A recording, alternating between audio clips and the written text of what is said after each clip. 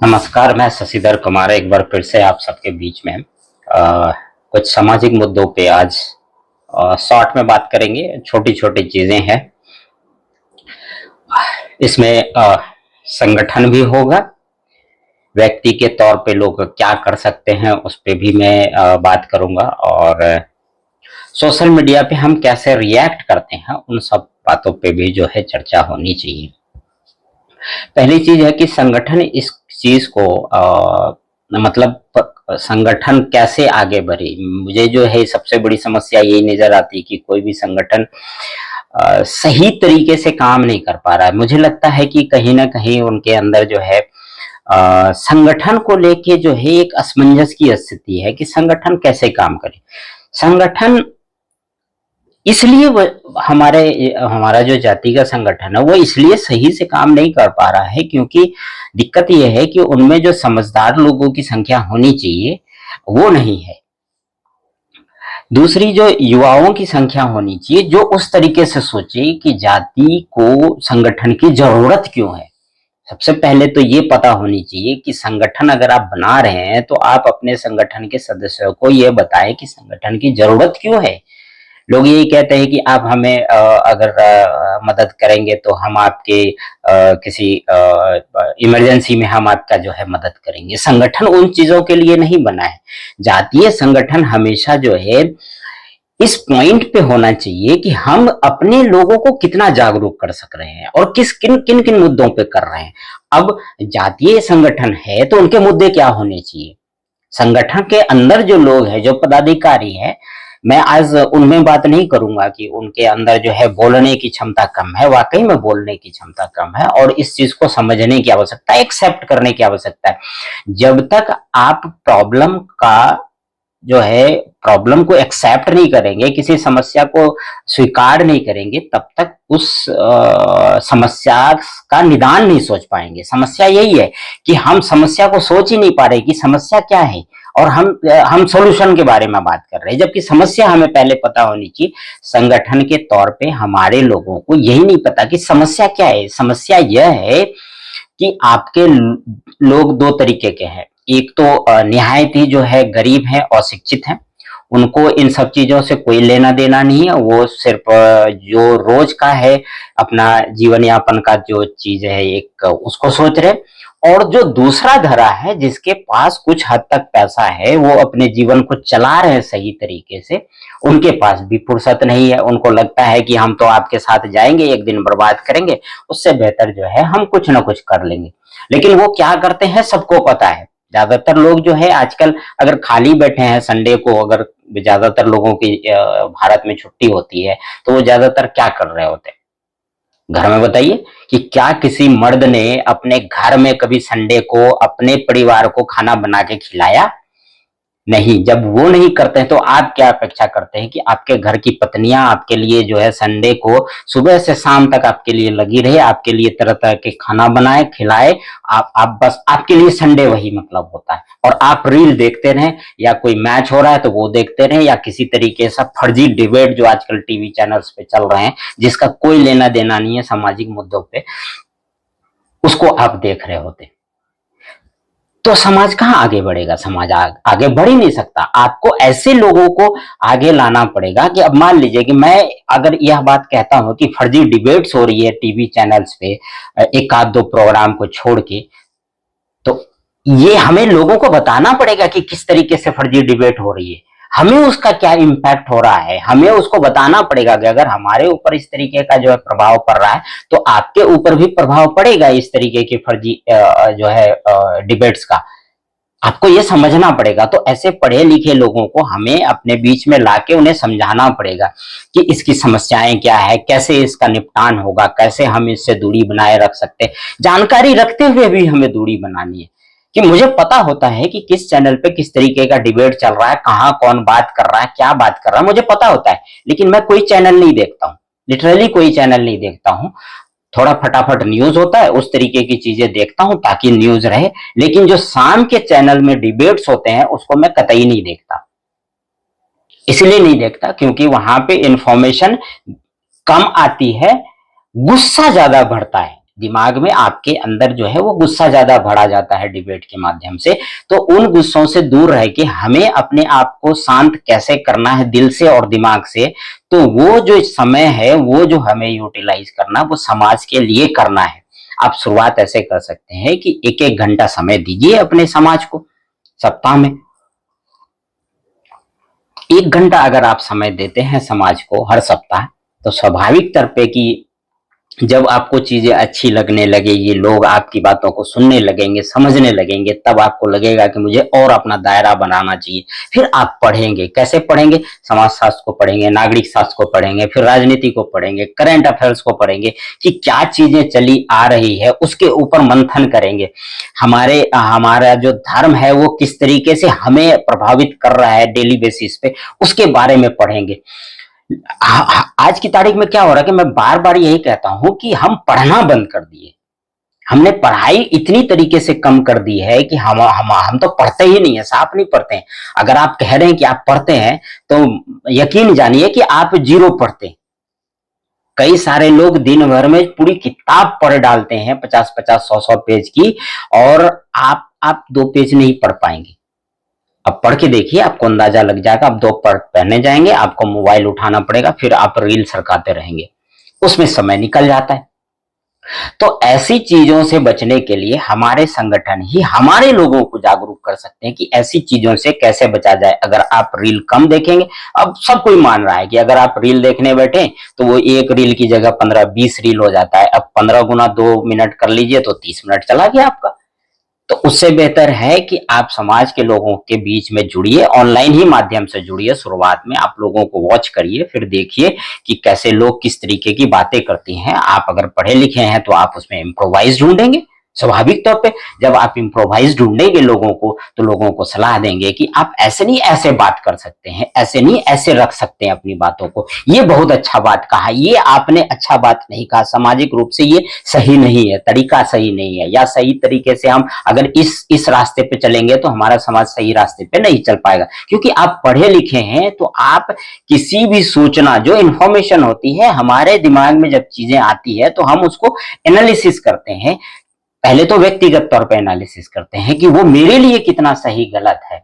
जब हम उस चीज को क्रॉस कर जाते हैं तब हम उसी इंफॉर्मेशन का इस तरीके से एनालिसिस करते हैं कि वो मेरे परिवार के लिए, जो मेरा परिवार है उसके लिए कितना फायदेमंद है या नुकसानदायक है। फिर हम उससे आगे बढ़ जाते हैं तो हम अपने कुटुंब के बारे में सोचते हैं कि यही इंफॉर्मेशन हमारे कुटुंब के लिए कितना फायदेमंद है और नुकसानदेह है। फिर हम उस तरीके से बढ़ते हैं, तब हम बढ़ते हैं कहाँ? अगले चरण में, कि हम अपने गांव के लोगों के लिए सोचते हैं कि यही सूचना, यही इंफॉर्मेशन क्या मेरे गांव के लिए सही और उपयोगी साबित हो सकता है या नहीं हो सकता है। अगर हम उस लेवल को भी क्रॉस करके सोचने के, तो फिर हम जाति के रूप में सोच पाएंगे और फिर देश के बारे में सोच पाएंगे कि यह जो इंफॉर्मेशन है क्या वह मेरे देश के लिए उपयोगी है या नुकसानदायक है। भले हम किसी को ना बोले, कम से कम मेरे दिमाग में तो ये प्रोसेस चल रही है ना कि वो इंफॉर्मेशन जो मेरे तक आई है वो किस हद तक जो है हमारे देश के लिए प्रभावी होगा और किस हद तक वो सही है, यह समझने की आवश्यकता है। तो यहीं पे जो संगठन है, अगर धीरे धीरे ऐसे लोगों को जोड़े, उसमें क्या होगा, एक ब्रिज बनता है। दोनों तरीके के लोग आएंगे, एक पढ़े लिखे के लोग आएंगे जिनके पास तो पैसा है, और एक जो अशिक्षित हैं, डेली वेजर हैं, जो प्रतिदिन काम करते हैं, उनके पास पैसा कम है। उनको समझाया जा सकता है, उनको बताया जा सकता है। जब भी उनके पास समय हो, फोन के माध्यम से, ऑनलाइन माध्यम से आप उनको जोड़ सकते हैं। आप वीडियो माध्यम से आप उसको जो संबोधित कर सकते हैं कि आप कैसे कंट्रीब्यूट कर सकते हैं। उनका भी एक कंट्रीब्यूशन है। देखिए, झंडा ढोने वालों की भी जरूरत होती है। अगर समाज में बहुत तेरे लोग हैं तो झंडा ढोने वाले भी चाहिए, ताकि हमारी जो संख्या है वो दिखनी चाहिए। वो कैसे दिखेगी? वो दिखाने के लिए हमें बहुत सारे लोगों की जरूरत है। इसीलिए मैं बार बार कहता हूं कि दोनों तरीके से लोगों की जरूरत है। समझदार लोग इसलिए दूरी बना लेते हैं कि उन्हें लगता है कि जो संगठन चला रहे हैं वो या तो व्यक्तिगत फायदे के लिए चला रहे हैं, या ऐसे लोग चला रहे हैं जिनके बीच में वो बैठना नहीं चाहते। यह समझने की जरूरत है।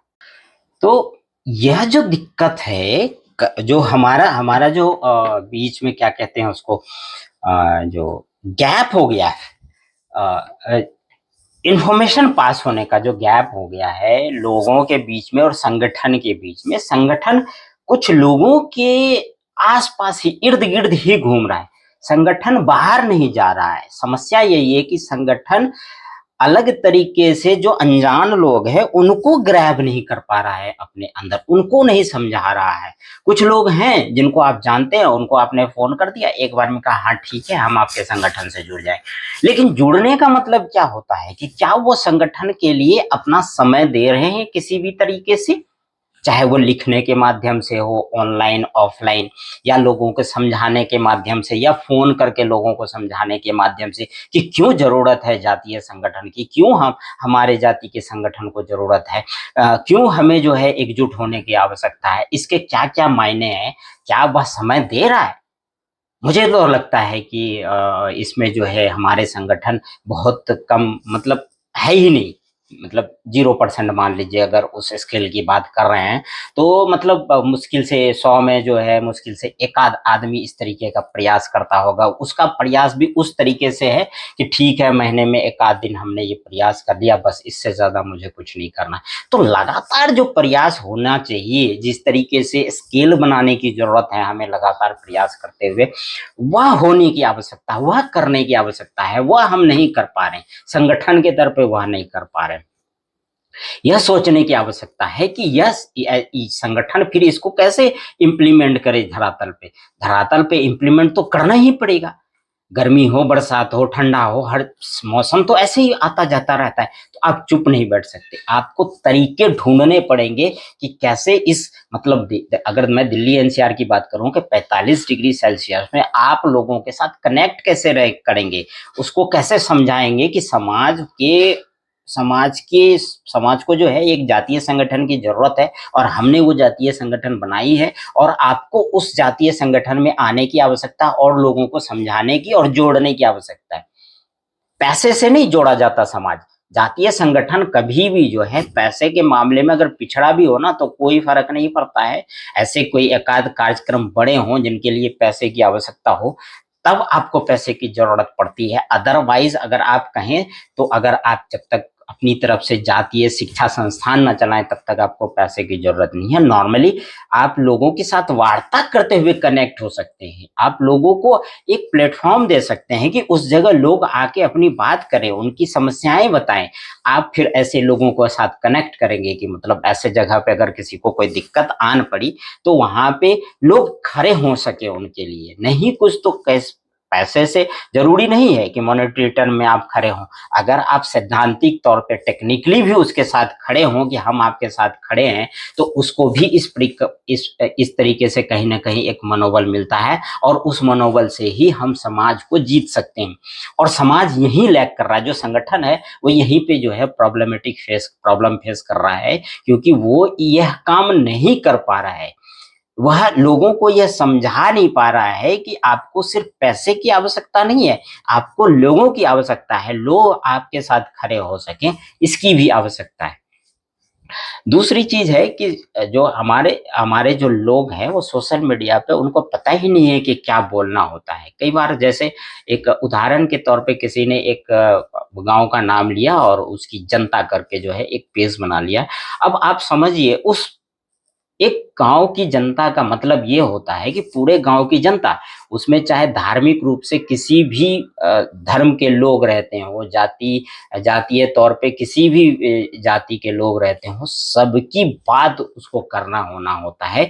वो पर्सनल आपकी आईडी नहीं हो जाती। अगर आपने पर्सनल रूप से उस आईडी के हिसाब से किसी से गरज, अगर आपने ये मान लिया है कि किसी को गाली देंगे, किसी को शब्दों का इस्तेमाल करते हुए बोलेंगे, या किसी के प्रोफाइल पे जाके इस तरीके की बातें करेंगे, तो आप समझिए कि आप उस गांव का नाम लेके पूरे सोशल मीडिया प्लेटफॉर्म पे सार्वजनिक तौर पे यह बता रहे हैं कि आप उस गांव के इतने खराब आदमी में से हैं कि आपको बात करने का भी तरीका नहीं आ रहा है और आप सार्वजनिक तौर पे किसी को भी जो है असभ्य या अश्लील शब्दों के साथ इस्तेमाल करते हुए वहाँ पे लिखे हुए पाए जाते हैं। तो आपको यह देखना है कि अगर इस तरीके का कोई प्रोफाइल बनाते हैं तो आप अपने आप पे कंट्रोल रखिए। अगर आपको व्यक्तिगत करना है तो आप व्यक्तिगत प्रोफाइल बनाएं और व्यक्तिगत प्रोफाइल के नाते जो है लोगों को उस तरीके के संदेश दीजिए, वो आपकी व्यक्तिगत चीज हो जाएगी, पूरा गांव उसमें नहीं पिसेगा। अब ऐसे सिचुएशन में अगर मान लीजिए कि फलाना की जनता मैंने ये रख दिया और वो अगर उस प्रोफाइल से मैंने किसी को गाली दे दी, तो वो तो पूरा जो वो जो फलाना जो गांव है, फलाने गांव के नाम से गाली चलेगी किसी और एक व्यक्ति को। आप समझिए कि पूरा गांव वहां पे जो है डिफेम हो गया, वहां पे पूरा गांव जो है इस तरीके से जलील हो गया कि मतलब उस गांव के सारे लोग ही ऐसे। तो यह समझने की आवश्यकता है कि इस तरीके का प्रोफाइल बना के जो है हमारे लोगों को बचने की आवश्यकता है। और सोशल मीडिया पे इस तरीके का, वैसे तो मैं व्यक्तिगत तौर पे ये नहीं कहता हूँ कि कभी भी आप किसी भी तरीके का सार्वजनिक तौर पे अश्लील शब्दों का इस्तेमाल करिए या सब तरीके से शब्दों का किसी के प्रति, परिस्थिति कुछ भी रहे, आपको किसी भी तरीके से जो है किसी के प्रति जो है असम्मानजनक शब्दों का इस्तेमाल नहीं करना चाहिए। व्यक्तिगत तौर पे मेरा ये मानना है। व्यक्तिगत तौर पे क्या, मैं सार्वजनिक तौर पे भी कहीं भी जाता हूँ तो इस बात को मेंटेन करता हूँ। ऐसी बात नहीं है कि भारत में रहते हैं कोई भी बच्चे को गाली ना आता हो, ऐसा संभव नहीं है। लेकिन इसका मतलब ये नहीं है कि समय के साथ मेरे अंदर समझदारी नहीं आएगी, कैसे मुझे बोलना है, क्या बोलना है।